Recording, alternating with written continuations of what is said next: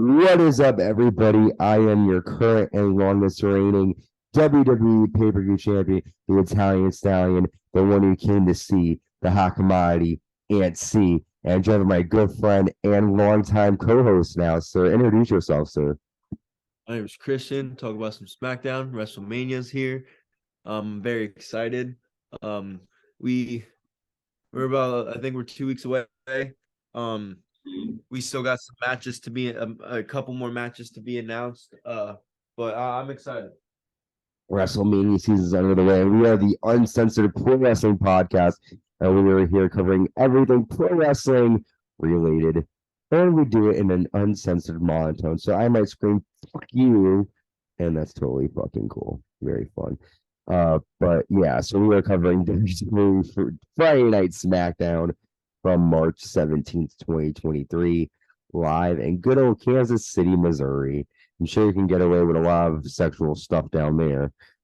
So Cody Rhodes comes out to the ring to start off the night, and Cody says, "Kansas City, what do you want to talk about?" And he goes, "In the last few weeks, tempos have been high. I have the utmost respect for Roman Reigns. He's the greatest champion in sports entertainment. I need to talk to someone, so please, Kevin Owens, come out here." So Kevin Owens walks out, and Kevin says, "Thank you, Cody." And Cody says, "This isn't a convo for two people. It includes another party. Sami Zayn, please come out." And then Sami comes out as well. And Cody says, "When I said to WWE, good luck in your future endeavors, I needed somebody to have my back. And you, sir, introduced me to my friends and changed my livelihood." Who's talking to Kevin Owens? Um, let's have a conversation here right now with you two.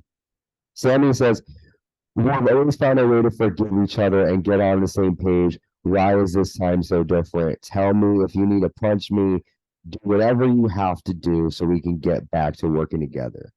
And then Kevin says, "I listened to you. You know, are we good? Did you get what you wanted? Did you say what you had to say?" And Sammy says, "If we come together, we can do something magical. And we can bring down the ones. We need to work together." And Kevin says, "Cody, thank you for trying, but I'm all set." Uh, Kevin Owens goes to leave, and Sammy goes up to him, and Sammy says, "Well, oh, this is backstage." Okay, so hang on. So backstage, we go to a commercial, we go backstage. Kevin's about to leave the arena, and Sammy says, "We will always be friends. We're brothers. I love you." And then Kevin gets in the car. So Cody Rhodes is trying really hard here to make Kevin and Sammy be friends. What do you think about this opening segment? Do you think, obviously we know the outcome, but Yeah, did yeah. you That's why it's were you kind of like surprised with that they didn't work it out in the beginning? no. I know Kevin Owens is gonna be a little hard headed about it still. Um, again, I feel like this WrestleMania, they're waiting till last minute to do shit. That for example, the Ray and Dom, for example. But this was a good segment. I feel like SmackDown in the past couple months, since Cody's won the Rumble. I feel like since Rumble, I feel like SmackDown's been a little bit more watchable, uh, than most recent times. Um, it's good, Cody's a baby face. He's out here trying to get Kevin Owens and Sami Zayn to work together. He's being kind of like a mentor. Uh we obviously know the outcome. But it was just without saying too much of the outcome, we'll talk about that another day. But I just think the crowd reaction. I just think they're very invested into it. As am I, as of you. Yeah, yeah. So it's good. Um, I'm just excited to finally see the outcome of all this crazy shit they've been building up. I know. I mean, and the thing is, like, it does make sense. Honestly, it wouldn't make sense for Kevin to automatically want to just forget everything that happened, knowing Kevin's character. Kevin holds a grudge. So, I mean, he ain't Right. gonna just sit there and like he really fought Roman Reigns 3 times at Royal Rumble. He's not gonna just, get over things super easy. So I do like that it took time, and we'll get to the outcome later. But yeah, I mean, Sammy's trying to pull on Kevin's heartstrings and call him his brother. So we'll see if that uh happens later. But moving on, we have our first match of the night, a mixed tag match. Zelina Vega and Santos Escobar taking on the team of Rhea Ripley and Dominic Mysterio.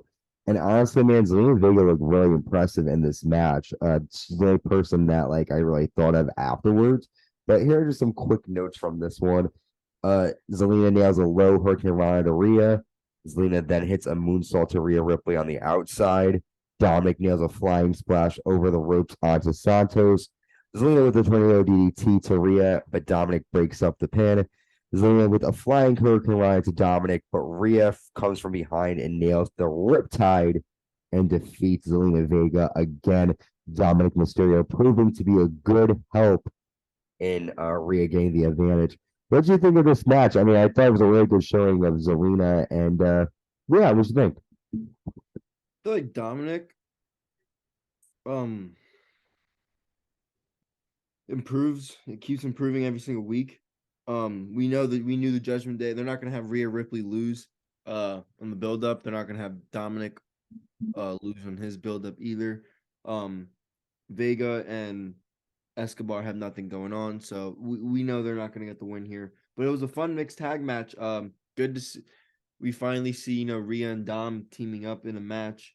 Rhea just looked very in control. She looked dominant. She was kicking ass the entire time. I think Dominic and Santos would be a good pay-per-view match. Obviously we want to see Ray and Dom first, but maybe after that they can do something with Escobar, because I don't have a problem with him. I think he's pretty good. Like I said, no surprise. Judgment Day is just looking strong. They've been looking strong the past couple months. Everybody in the Judgment Day has important matches except Priest going into WrestleMania, but Priest will get his time at Backlash because it's in Puerto Rico. So, yeah. But there you go. But we'll see. Judgment Day has grown on me over the past couple it's almost a year since they've been a thing, or yeah, years WrestleMania. Yep. So it's grown on me since the start. They've all improved. So they got the momentum going. So we'll see. But what happens next is pretty interesting. Yeah. Of Dominic. Dominic definitely, yeah. He actually, so we'll talk about that. Dominic gets on the microphone and Dominic says, "Your WWE Hall of Famer is a deadbeat of a father. All the sleepless nights that I had because of him," and then Rey Mysterio walks out. Dominic says, "Look, mommy, he actually showed up." And Rey says, "Can I have a moment with my son, please?" Dominic says, "You're so selfish. You took away my WrestleMania moment because at the end of the day, you're a pathetic excuse of a father." Ray says, "Enough. You want the truth? I haven't been the best dad. I still know I haven't been there, but I still love you. And whether you believe me or not, you're my world, son. You'll find out this business is selfish. I made sacrifices so you could have the life I dreamed of. Every time you got in trouble, the Mysterio name bailed you out. I'm being inducted in the Hall of Fame. My biggest regret is what you have become. If someone like you, an ungrateful, pathetic punk ass kid, called me out, I would gladly whoop their ass. But unfortunately, you're my son, and fighting you would be the biggest disgrace a father could make. I'm not going to fight you. I won't fight you now, and I won't fight you at WrestleMania." And Dominic says, "Why not? You're a scared little man," and Ray leaves. I get Ray, he's saying, you're my son, you're pathetic. Like, he is doing what any normal father's gonna do. Like, he's not being a little bitch, like, he's at least talking shit. But again, what Dominic is doing is not enough. And we'll talk more about, because we see, in some situations on Raw between the two of them. But, we keep saying, what's it gonna take? What's it gonna take? We kind of know family involvement. But I have a question for you. Do you have a feeling? This is my thought. I have a feeling like the match won't be made until the actual Hall of Fame. I feel like Dominic's gonna fucking interfere in it, do something to I don't know. I just think something's gonna happen soon to get Ray to say yes. And I guess my question for you is, do you think he's gonna say yes on SmackDown next week, or do you think it's going to be a little bit longer? I think it's gonna be on SmackDown next week. We're a little bit behind, so sorry if I'm going a little too far, but we did see that he said something along the lines of he's gonna have to get mom's permission. Me and you've talked about this before. I definitely think it's gonna have to be something to do with the mom. Whether Rhea has something to do with it, or it'd be even better for storyline purposes if Dominic maybe, I don't want to sound like that, but maybe attacked his mom or got his mom attacked in some way, and that finally lights the spark inside of Ray to finally get him to accept his challenge. And I don't know, because I feel like for the Hall of Fame, um, you don't want to fuck that up. And if they do, then why? Then I know it's a storyline, but I feel like the Hall of Fame is the one day where you just don't do that. And Yeah. if you're gonna play kayfabe with it, just either if Dominic's not there, don't him not show up, but that's his dad, so obviously he's gonna be there. Have him super, super, super low key. Do not Or point cameras near him at all. Something. I But have I an don't think he idea. should get attacked on his Hall of Fame. I don't think Ray should get attacked What on would his you Hall. like? Would you like it if, let's say, Dominic, like, or let's say Ray came out, right? And either like right before he started or during it, Dominic tries to come out and heckle, but he gets taken out by security. And then they Yeah, and then yeah, that'd be good. As long as he doesn't get actually attacked. yeah, no, he just gets taken out No, and he's like, I'll see you tomorrow night, Dad. I'll see you tomorrow. no, yeah. You I'll know, see you tomorrow. Yeah. you know. Even that, it's like I rather if they're gonna do something with that's way better than again, you don't want to ruin Ray's Hall of Fame speech Mhm. by him getting freaking attacked. But at the same time, that still kind of is ruining it. Maybe if that happens, Ray, the whole time Ray's giving his Hall of Fame speech, he's just gonna be thinking about like he's just gonna be disappointed that his son's like. Or maybe it could happen at the end of the speech. Have Ray give his speech If anything, it should happen at the end of the speech. and then right as he's in, like he's like, okay, I'd like to, wrap up and thank my fam. And then before he says fam, Dominic's like, I'm just going crazy in my head about things. I'm excited about this Oh match. yeah, This next match is a weird. What is it? A WrestleMania Women's Showcase, I guess they're doing. I think it's like what, 4 teams. They're doing this for the men's too. And basically yes. we have Liv Morgan and Raquel Rodriguez. They defeat the team of Emma and Tegan Knox after Rhea nails a Tijuana bomb and Liv with Oblivion. What is your take about WrestleMania having a women's showcase tag match and Raquel and Liv being in it? What's the point of it if they're not going to defend the title? It's not for the championship. Yeah. I believe it's not for the No. tag team. So what the fuck's the point of it? You're gonna give these random mid card bitches a match at WrestleMania, but you're not gonna give Damian Priest some. You're not gonna have Damian Priest, Gargano.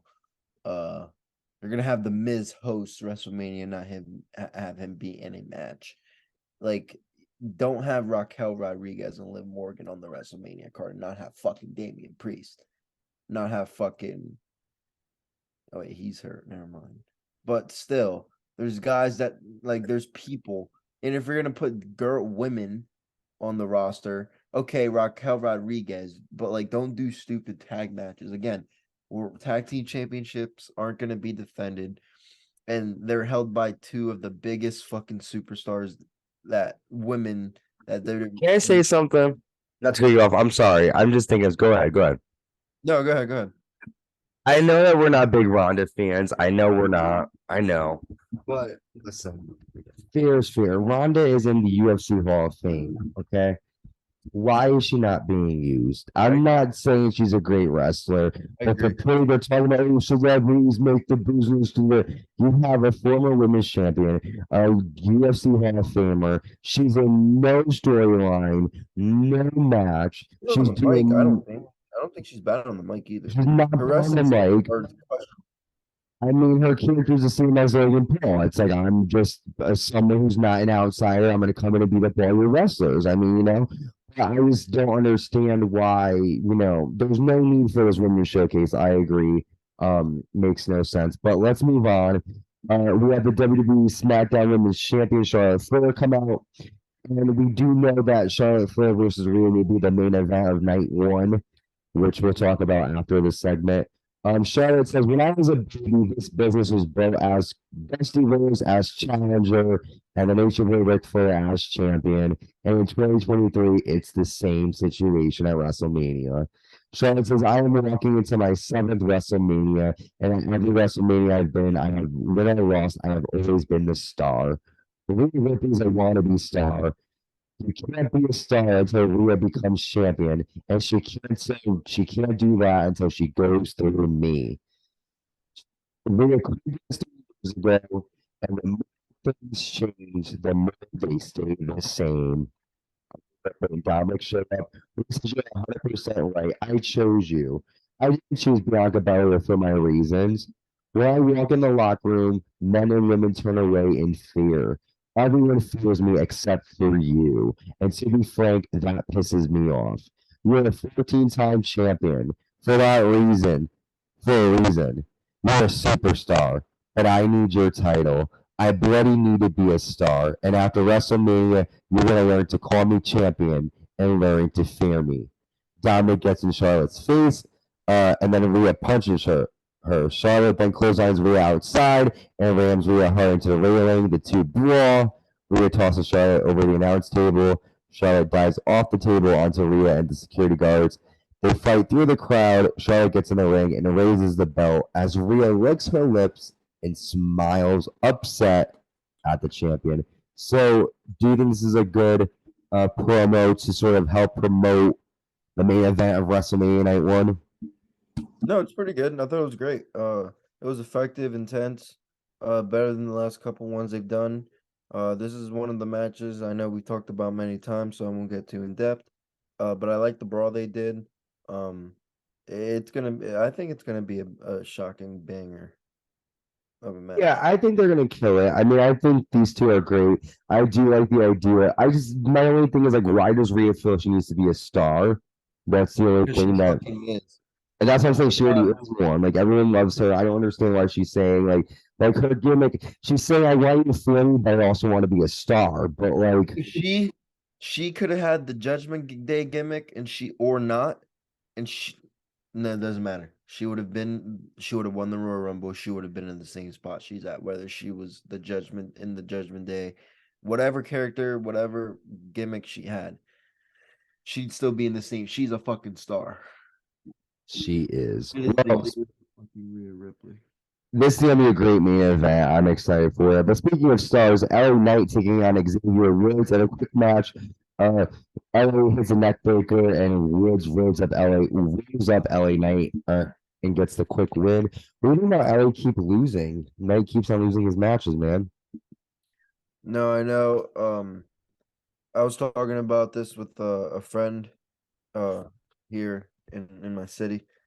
I think we don't think that LA Knight's gonna have a match at Mania. We think he's gonna have a segment or a moment. With who we don't know. My friend predicted Steve Austin. I'm gonna say I don't know. He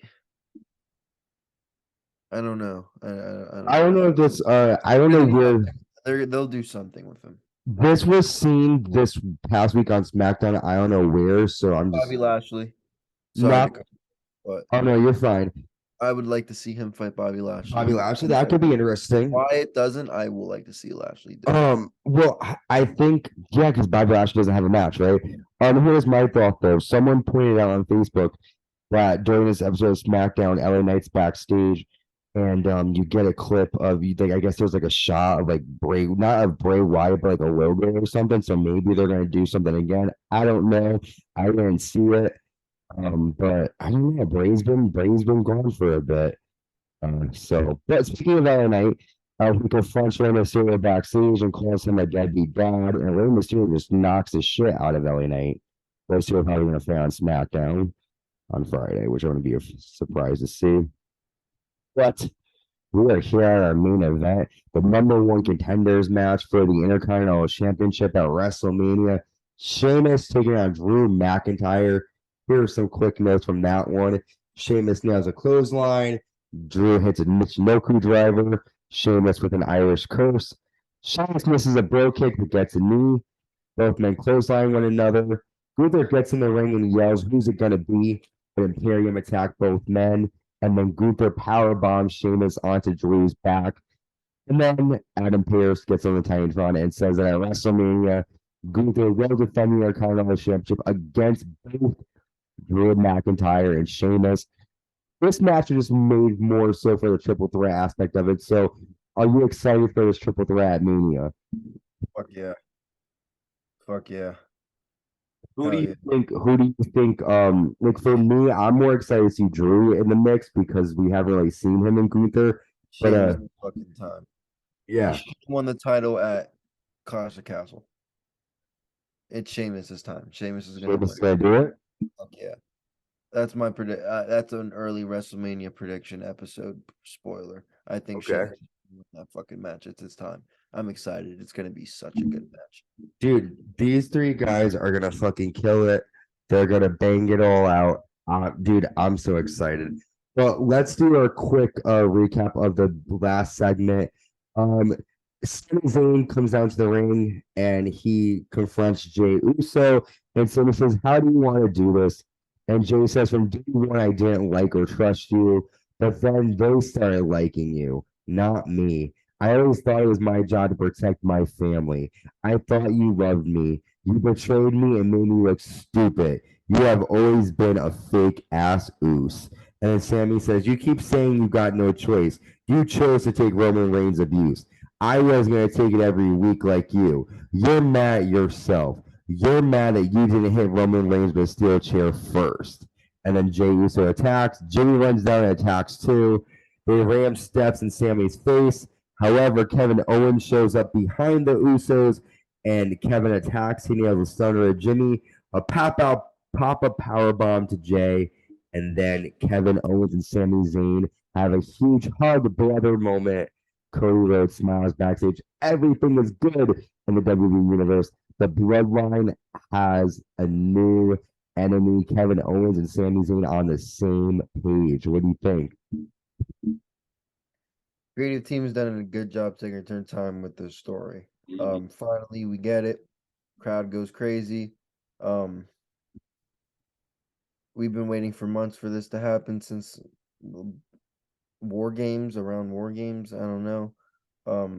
This is the best storyline WWE's done in years, and I also think now that we know that Jay and Sami aren't on the same page at all, we know that it's strictly KO versus the Usos, so this is going to be great.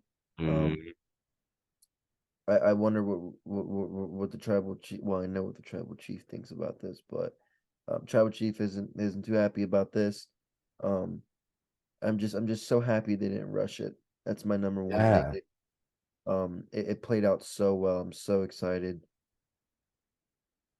Once they hugged, I mean, that was the moment everybody like. I wish it happened later, to be honest.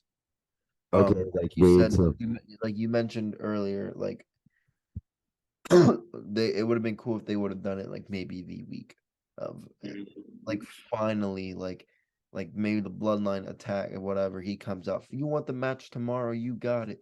Like, let's do it. Yeah, that would have been cool, but still, the way it's still good. Yeah, I agree. I mean, I don't think to agree with you. I think that Sammy's got attacked way worse. I don't understand why this was the moment that flipped Kevin off. But listen, I mean, it happened. I'm glad it happened. This was a quick recap. Go ahead, sir. Oh, oh, perfect. See, I feel you, man. This is a quick recap of this week's episode of SmackDown. A lot more takes place on Raw. Listen, I'm going to hold on to this belt for a long time. WrestleMania season's in full effect. Shout out to my good friend Giano, who is a Bloodline. He is going to end the Bloodline, dude. Giano's like a freaking fifth grader who's going to kill it and defeat the Bloodline. So respect to him. Respect to everybody listening. Thank you guys for tuning in. Christian, thank you for killing it with me. We got some more stuff doing tomorrow. We're going to have a busy night tomorrow. But Everyone, thank you for joining. Stay safe and stay uncensored. Bye, y'all. Peace.